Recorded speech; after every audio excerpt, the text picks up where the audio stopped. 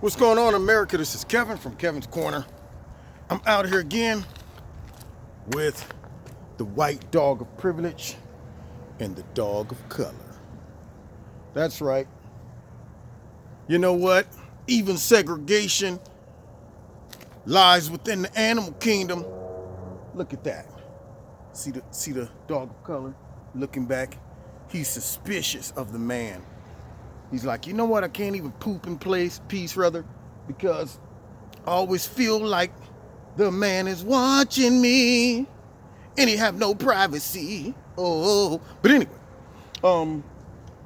instead of talking about the white dog of privilege and the dog of color, I want to talk about the kid that died from Honduras from dehydration, which is a horrible thing.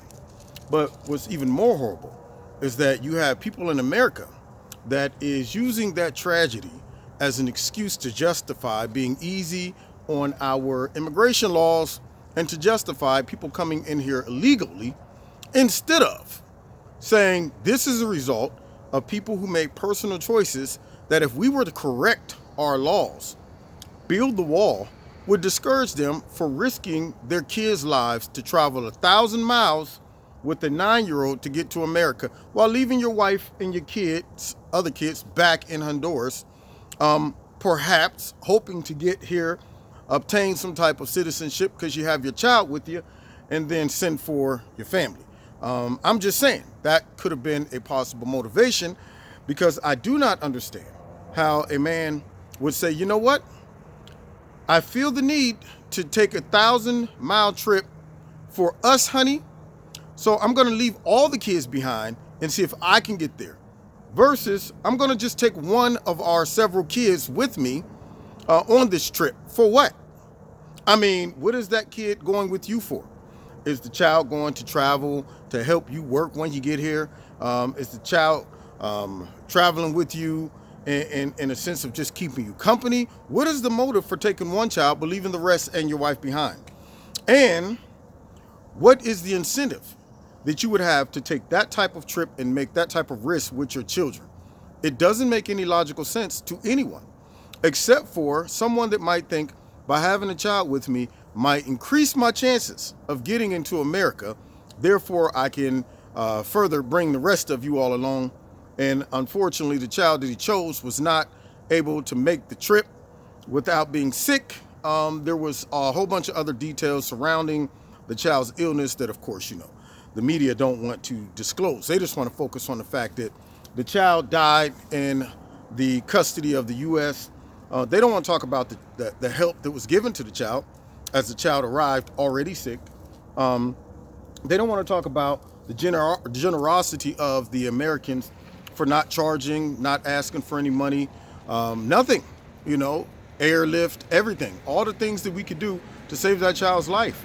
That really, if the child would have stayed in Honduras, would be okay.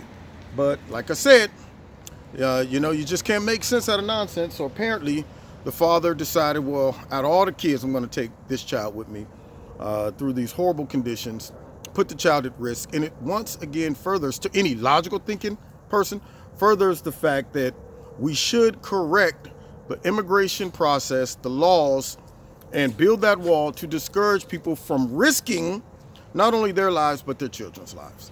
Now that's just, it's tight, but it's right. And it's sad that this kid was a victim of this broken system and the people that are enabling illegal immigration. Some things just sound too much like right. And you're going to have those people who ain't going to be able to see this clearly and say, you know what? It is not the fault of the United States, or at least us as a whole, but it is the fault of groups in the United States, certain parties, certain people that encourage this behavior. And then, of course, personal accountability has to go also to the parent. But you know how it is, misplaced blame all the time. Anyway, God bless you. Find me on Facebook, Twitter. Check me out also every Wednesday night live in Kevin's Corner. And also, you can find me on my live radio blog talk show. The link is in the bottom of this video. So check it out. Just click on it and you'll find it. Also, if you want to support Kevin and Kevin's Corner, feel free. There's a link to do that. And don't forget to check out Extreme Tees. There's a link also on the bottom of this video. So check that out. And if you put in my name in the promo, you will see that you'll get 20% off, which is great. So check out that link. And don't forget to hit like, share, subscribe, and the notification button.